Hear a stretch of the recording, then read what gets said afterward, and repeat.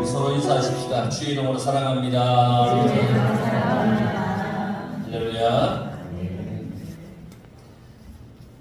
여러분, 누군가를 믿는다라고 하는 것은 이건 대단한 신뢰가 있어야 합니다. 신뢰가 가지 않는 사람을 결코 우리 믿을 수가 없죠. 또 신뢰하고 믿기 위해서는 자기의 자존심, 또 권위 이런 것들을 다 내려놔야 합니다. 만약에 자기의 자존심을 앞세우면 믿을 수가 없습니다. 이 자존심 때문에 믿음이 생기지가 않는 겁니다.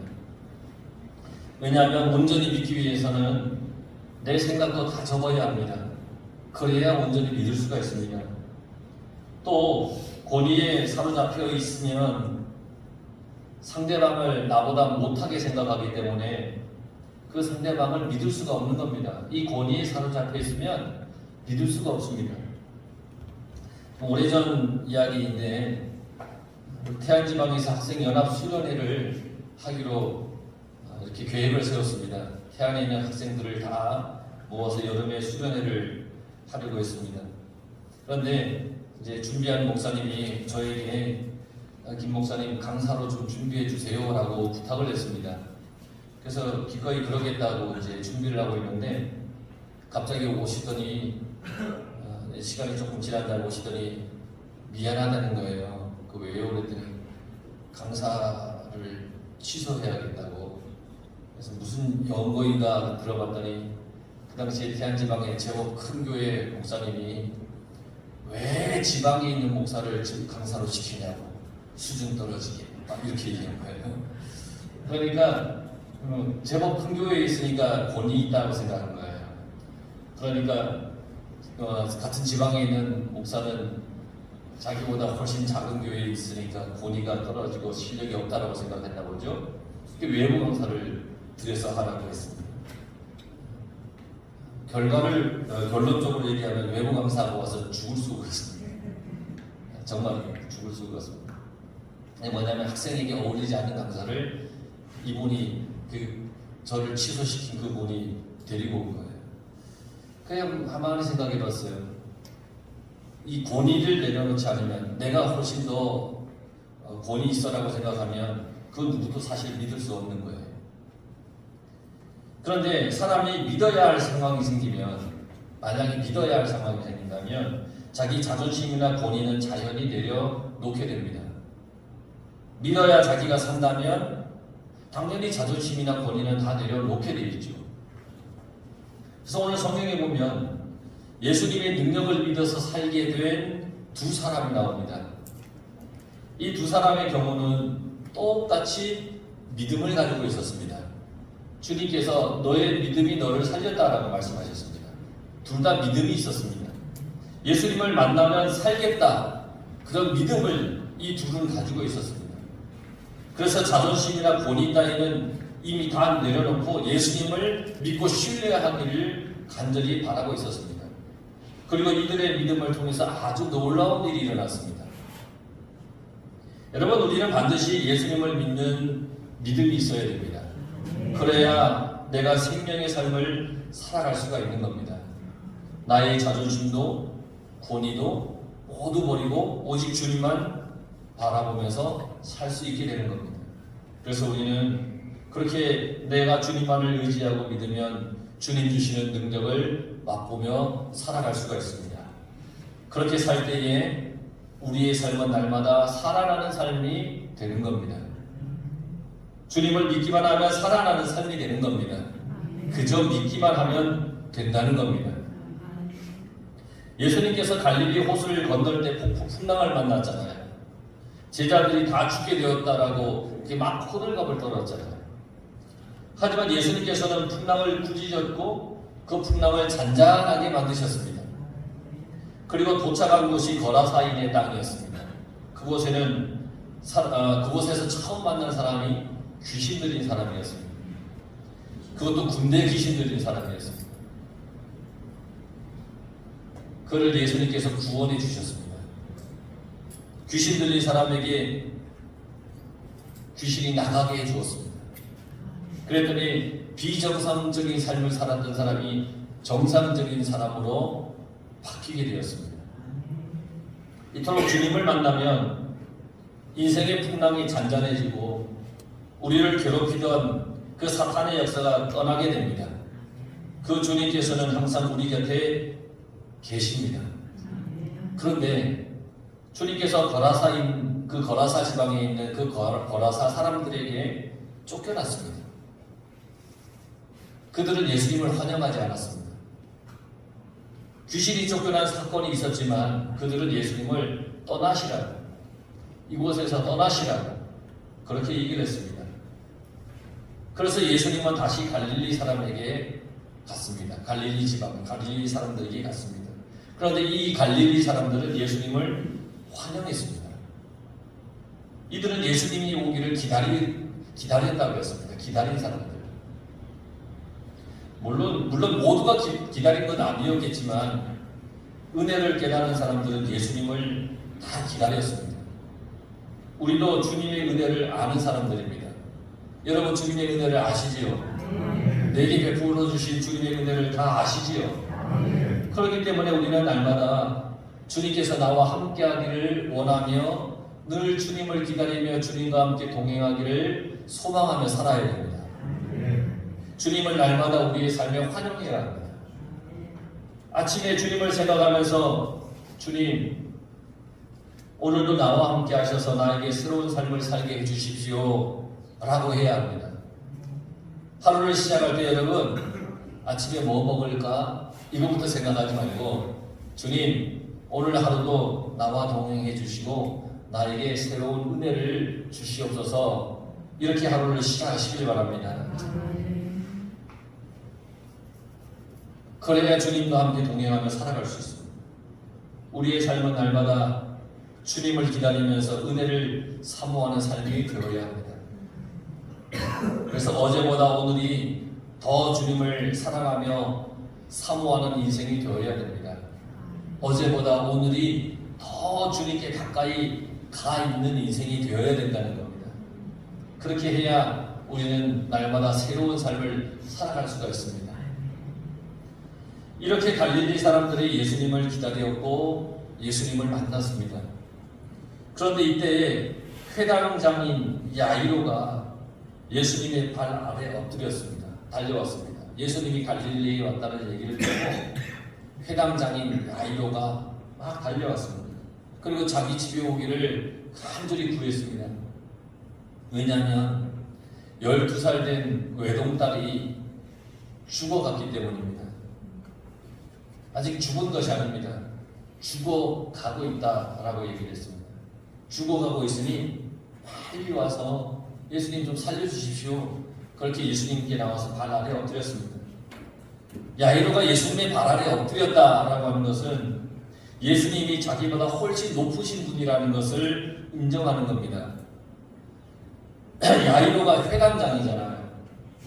회당의 모든 일을 관리하고 어쨌든 높은 직책에 있는 사람인데 예수님을 자기보다 더 귀하다라고 인정을 하면서 예수님의 발 아래 엎드렸습니다. 그리고는 자기의 구할 것을 예수님께 구했는데요. 여러분들의 간구도 이러해야 합니다. 주님께서 해주셔야 한다는 간절한 그런 바람이 있어야 됩니다. 주님이 해주셔야 됩니다. 그래서 주님의 발 아래 우리는 늘 엎드려야 됩니다. 주님만이 할 수 있습니다. 이러한 믿음으로 주님 앞에 엎드려야 됩니다. 나는 한없이 낮아지고 주님은 한없이 높아져야 됩니다. 그리고 주님께 간절히 간구하는 그런 신앙이 우리 가운데 있어야 됩니다. 여러분 주님 앞에 늘 엎드리시길 바랍니다. 이 엎드리라는 것이 사람들이 잘못 이해하면 막 움츠려든다는 의미로 생각하는 사람도 있을지 모르겠는데 이런 말이 아닙니다. 움츠려들이라는 얘기가 아닙니다. 주님 앞에 간절히 바라는 마음과 그런 자세를 가져야 된다는 겁니다. 여러분들은 주님 앞에 간절하게 바라시기 바랍니다. 그래서 그 야이로의 그 바람에, 간절한 그 바람에 주님은 야이로의 간구에 야이로의 집에 가겠다 그러면서 가고 계셨습니다. 여러분 갈릴리 사람들이 예수님을 기다렸다고 했잖아요. 그러니까 예수님께서 갈릴리 지방에 오시니까 사람들이 얼마나 많이 모였겠습니까? 막 환영을 했잖아요. 많은 사람들이 모였습니다. 야이로의 집에 가는데 이 길이 너무너무 복잡해요. 사람들이 막 몰려왔어요. 많은 사람들로 인해서 이 거리가, 예수님이 가는 길이 너무너무 복잡해요. 밀고 밀치고 막 그래요. 예수님의 얼굴을 한 번이라도 더 보고 싶고 더 가까이 가고 싶어서 막 야단법석이었어요. 이렇게 복잡할 때에 12해를 혈류증을 앓았던 여인이 예수님의 옷을 이렇게 만졌어요. 옷가루. 이 여인은 12년 동안 혈류증이라는 병을 앓았습니다. 피가 멈추지 않는 겁니다. 아무에게도 고침을 받지 못했다 그랬습니다. 12년 동안 혈류증을 앓았는데 아무에게도 고침을 받지 못했어요. 아무에게도 고침을 받지 못했다라고 하는 것은 그를 고쳐줄 의사도 없었고 오히려 이 병을 고치려고 탕진한 돈이 많았다는 얘기예요. 12년 동안. 얼마나 고치고 싶겠어요. 피가 멈추지 않으니까. 돈은 돈대로 허비하고 병은 고치지 못한 채 12년을 살았다는 거예요. 그러니까 이 여인의 고통은 얼마나 컸는지 말하지 않아도 알 수 있어요. 돈도 버리고 몸도 다 망가지고 이 여인에게는 아무것도 남아있지 않아요. 인생이 빈털터리가 되었어요. 그리고 더 이상 의지할 곳도 없는 그런 사람이에요. 불쌍해도 이렇게 불쌍한 사람이 없어요. 그런데 갈릴리에 오신 예수님께 다가가서 예수님의 옷자락을 만지면 내 이 병이 나을 것 같아 라는 강한 믿음이 생겨서 예수님께 나가서 그 옷자락을 손으로 이렇게 만졌어요. 그랬더니 놀랍게도 혈류증이 그친 거예요. 그 병이 나은 거예요. 12년을 당하던 12년을 고통 속에 살았던 그 혈류증이라고 하는 그 병이 예수님의 옷가를 만지니까 그 즉시 나았다는 겁니다. 여러분 어떻게 이런 일이 일어날 수 있을까요? 그건 바로 이 여인의 믿음이었습니다. 믿음. 이 여인은 갈릴리에서 행한 예수님의 모든 일을 다 들었습니다. 알고 있어요. 사람들 앞에 나가지 못하지만 소문을 들었어요. 그래서 그것을 듣고 믿었습니다. 사실 피가 멎지 않는 병을 앓고 있는 사람은 레위기의 율법에 의하면 부정한 사람이에요. 그래서 많은 사람들이 있는 곳에 나갈 수 없어요. 사람들이 있는 곳에 나가면 만약에 사람들이 있는 곳에 나갔다가 이 부정한 내 병이 있는 것이 들키면 돌에 맞아 죽게 되는 겁니다. 그런데 이 여인은 이 모든 것을 감수하고 예수님께 갔어요. 예수님을 환영하기 위해 수많은 사람들이 모였는데 돌에 맞아 죽을 각오를 가지고 주님 앞에 갔다는 거예요. 이것은 이 여인의 처절한 간구이기도 해요. 죽음은 죽으리라. 죽을 각오를 하고 예수님께 나온 이 처절한 각오예요. 그리고 예수님을 만지기만 하면 나을 거라고 하는 확고한 믿음. 여러분 처절한 이 각오와 확고한 믿음을 가지고 예수님께 나와서 예수님을 만졌어요. 우리가 신앙생활을 하는 삶이 이러해야 합니다. 주님에 대한 확고한 믿음을 가지고 살아야 됩니다. 그리고 주님이 아니면 안 된다고 하는 그 처절한 각오, 그러한 믿음이 우리 가운데 있어야 됩니다. 세상의 것에 미련이 있어 세상의 것에 눈을 돌리고 세상의 것이 나를 혹시 도와주지 않을까라고 하는 그러한 마음, 생각 다 버리고 주님이 아니라면 안 된다고 하는 그러한 아주 처절한 각오, 그걸 가지고 우리는 살아가야 된다. 한나라는 여인이 아이가 없을 때에, 아이를 갖지 못할 때 하나님 앞에 나가서 처절하게 기도를 했습니다. 아이를 달라고 처절한 각오로 기도했습니다. 그 당시에 제사장 엘리가 이렇게 보니까 한나는 처절하게 기도하는데 이 대제사장이 볼 때에는 술 취한 여인이 술주정하는 것처럼 보였습니다. 그래서 너 왜 성전에 와서 술주정해? 라고 다그쳤습니다. 그런데 한나는 술주정하는 것이 아니었습니다. 처절하게 하나님 앞에 기도한 겁니다. 얼마나 처절하게 기도했는지 제사장이 이렇게 보니까 술 취한 것처럼 보일 정도로 기도했다는 겁니다. 그리고 한나는 하나님께 그렇게 기도하고 주실 줄 확고히 믿고 기도했는데 그래서 얻은 아들이 사무엘입니다. 여러분들이 하나님께 기도하는 것이 뭡니까? 뭘 놓고 하나님께 기도하십니까? 기도하는 것이 있다면 정말 여러분 처절한 각오로 아주 결사각오로 주님께 기도하시길 바랍니다. 이 혈류증 앓은 여인이 사람들이 나를 돌로 치고 어떡하지? 이 염려 가지고 주님 앞에 나오지 않았습니다. 그거는 생각도 하지 않았습니다. 그저 나는 주님 앞에 나가면 주님께 가서 주님의 옷자락을 만지면 내가 나올 거야 라고 하는 그러한 절대적인 각오를 가지고 주님 앞에 나왔다는 겁니다. 여러분들의 기도를 하나님께 기도를 드릴 때 그러한 각오로 주님께 기도를 드리시길 간절히 바랍니다. 그렇게 하면 12년을 혈류증을 앓은 여인의 그 혈류증이 즉시 그친 것 같이 여러분들의 문제가 하나님의 은혜로 인해 즉시 해결될 줄 믿습니다. 예수님은 자기에게서 능력이 나가는 것을 알았습니다. 이 여인이 예수님의 옷자락을 만져서 병이 나았는데 그때 예수님의 능력이 나간 것을 알았습니다. 그래서 내게 손을 댄 자가 누구냐? 라고 물었습니다. 그러니까 베드로가 주님 사람이 너무너무 많아서 막 밀착기 때문에 아마 누군가가 실수로 손을 댔을 겁니다. 라고 대답을 했어요. 하지만 주님은 누군가가 믿음으로 자신을 만든다는 것을 아셨습니다. 여러분 수많은 신앙인들이 주님께 기도합니다. 여러분들도 기도하잖아요. 그런데 그 기도에는 그냥 하는 기도가 있고 정말 믿음을 가지고 하는 기도가 있습니다. 습관적으로 하는 기도가 있고 처절한 각오와 믿음으로 하는 기도가 있습니다.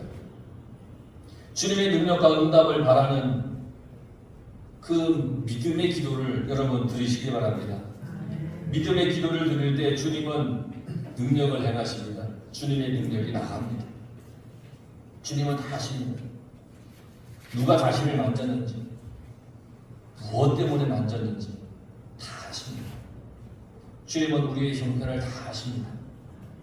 우리의 기도를 다 아십니다. 그런데 주님은 우리의 입으로 고백하기를 기다리고 계십니다. 여인은 주님의 말씀에 스스로 숨기지 못할 줄 알았습니다. 그래서 고백했습니다. 그리고 자신의 모든 형편과 혈류증이 낫게 된 그 과정을 모든 사람 앞에 다 말했습니다. 사람들에게 말할 때에 이 여인은 내가 주님을 만지기만 해도 내가 낫게 될 거라고 그렇게 그러한 믿음으로 만졌다고 고백을 했습니다. 그런 여인에게 예수님께서 뭐라고 말씀하셨느냐? 딸아, 내 믿음이 너를 구원하였으니 평안히 가라. 그렇게 말씀하셨습니다. 12년을 혈류증으로 당하던 이 여인의 혈류증이 즉시 낫게 된 그 이유는 바로 이 여인의 믿음 때문이었다는 겁니다. 예수님은 내 믿음이 너를 구원하였으니 라고 말씀하셨습니다. 내 믿음. 율법대로라면 돌에 맞아 죽을 수 있는 위험마저 무릅쓰고 예수님 앞에 나온 여인은 처절한 각오와 함께 철저한 믿음으로 주님 앞에 나왔습니다. 여러분들이 주님 앞에 나올 때에 이러하시길 바랍니다. 그러면 여러분들의 문제도 주님 안에서 즉시 해결받게 될 것입니다. 이렇게 12해를 혈류증으로 앓던 여인이 낫게 된 그 은혜 중에 얼마나 은혜스럽습니까? 이 여인이 지금 간증하고 있잖아요. 내가 이렇게 해서 만나서 나왔습니다. 막 그 모여있는 그 많은 무리들이 얼마나 은혜가 충만했겠습니까? 그 여인이 혈류증인 거 다 알잖아요. 12년 동안이나 혈류증을 앓았으니까. 그런데 나왔어요. 얼마나 은혜스러워요. 그런 중에 지금 회당장의 집에서 사람이 와서 소식을 전합니다. 당신의 딸이 죽었습니다. 우리가 처음에는 이 회당장 야이로가 왔을 때 딸이 죽지 않았습니다. 죽어가고 있었습니다. 죽지 않았습니다. 그런데 이제는 죽었다고 연락이 온 겁니다. 야이로의 심정이 어떨까요? 처음에는 죽지 않았어요. 죽어가고 있으니까 소망을 가지고 왔는데 죽었다는 소식을 들었을 때 야이로의 심정이 어땠을까요? 혈류증을 앓던 여인이 예수님께서 자기 집으로 가시는 그것을 방해하지만 않았더라면 자기의 딸이 죽지 않았을 텐데 이런 마음도 들지 않았겠어요? 그런데 성경에는 야이로가 혈류증을 앓던 여인이 예수님을 만나서 병 나은 것에 대해서 불평하는 이야기가 없습니다. 당신 때문에 내 아이가 죽었잖아. 이러한 불평의 이야기가 없습니다. 야이로는 어떤 원망도 기분 나쁜 표현도 하지 않았습니다. 성경에는 기록하지 않았습니다. 야이로의 집에서 온 사람이 더 이상 선생님을 괴롭히지 말라라고 하는 말에 아무런 대꾸도 하지 않았습니다. 그냥 주님만 바라보고 있었습니다. 회당장이여, 당신 딸 죽었습니다. 예수님 더 이상 힘들게 하지 마세요. 그럴 때에 아무 말 하지 않고 그저 예수님만 바라보고 있었습니다. 여러분, 상황은 종료됐잖아요. 딸은 죽었잖아요. 하지만 야이로는 그냥 가만히 있었습니다. 흔들림 없이 가만히 주님만 바라보고 있었습니다. 이 순간 자신의 자존심, 본이 아무것도 필요하지 않았습니다. 그냥 주님만 그냥 이렇게 바라보고 있었습니다. 그러자 주님이 이렇게 말씀하셨습니다. 두려워하지 말고 믿기만 하라. 그러면 딸이 구원을 얻으리라. 여러분, 우리가 주님을 믿고 주님께 기도하죠? 나의 기도를 내 주변의 사람들도 어느 정도는 다 압니다. 내가 무엇을 가지고 기도하는지 어느 정도는 압니다. 왜냐하면 내 주변의 사람들은 내 문제를 어느 정도 알고 있기 때문입니다. 여러분들의 문제를 어느 정도 여러분 주변의 사람들은 알죠. 그러니까 분명히 이걸 가지고 기도할 거야 라고 알고 있을 겁니다. 그래서 사람들은 내가 하는 기도, 인생의 그 문제를 가지고 된다, 안 된다, 자기들의 판단으로 말을 합니다. 야, 그거 기도해봐야 돼? 아, 그거 기도한다고 이루어져? 그거 기도한다고 문제가 돼? 그러면서 우리에게 절망의 말을 마구 해댑니다. 그럴 때 우리는 흔들리기 쉽습니다. 안 된다라고 하는 말을 계속 들으면 나도 모르게 내 마음에 안 되는 이유들을 생각하기 시작합니다. 그거 안 돼. 그러면 왜 안 될까? 안 되는 이유들을 생각합니다. 하지만 된다라고 하는 말을 들으면 되는 이유를 생각하게 됩니다. 아무 존재감 없는 사람이 나에게 아무런 존재감이 없는 어떤 누군가가 나에게 와서 이럴 거다 저럴 거다 라고 말을 하면 정말 그런가 하면서 마음이 쓰이기 마련입니다. 그만큼 우리는 주변의 말에 쉽게 흔들린다는 얘기입니다. 그런데 우리는 사람들의 말에 사람들의 말에 너무 신경을 지나치게 쓰지 말아야 됩니다. 그것에 휩싸이지 말아야 됩니다.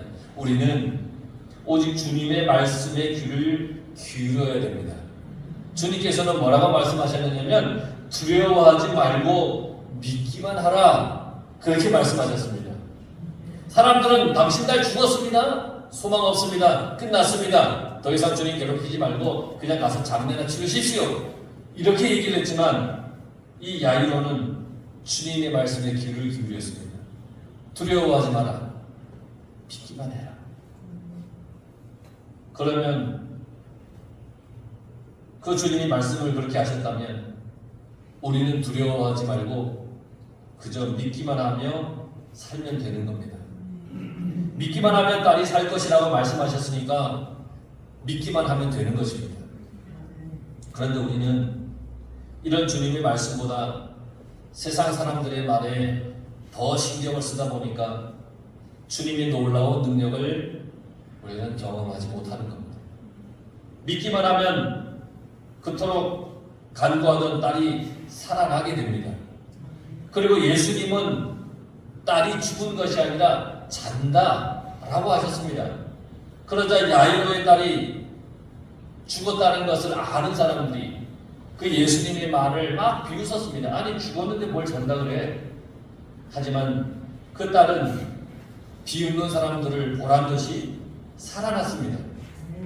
세상 사람들은 그건 뻔한 결과야 라고 나에게 말할지 모르겠지만 내가 기도하는 것을 보면서 그 결과는 뻔하다고 말할지 모르겠지만 내 인생의 문제를 보면서 너 그 결과는 뻔해 그렇게 말할지도 모르겠지만 하지만 나의 주님은 그렇지 않다고 하시죠. 주님은 믿기만 하라 그렇게 말씀하십니다. 나는 믿기만 하면 됩니다. 그러면 나의 문제는 주님의 능력으로 모두 해결되는 것입니다. 야이로의 딸을 보면서 모두가 죽었다고 했지만 그 딸은 주님의 말씀대로 살아났습니다. 나를 보면서 세상 사람들은 안 된다고 그 문제는 해결이 안 된다고 얘기합니다. 하지만 나는 안 된다고 하는 세상을 향하여 봐라 주님께서 해주셨지 라고 외칠 수 있는 믿음을 가져야 됩니다. 절망적인 문제 때문에 괴롭고 풀리지 않는 인생의 문제 때문에 힘듭니까? 우리 인생의 열쇠는 믿기만 하라입니다. 믿기만 하라. 여러분들이 주님께 드리는 기도 또 인생의 문제 믿음으로 기도하십시오. 그리고 해결해 주시는 주님의 능력을 만나시기를 간절히 축원합니다. 기도하겠습니다.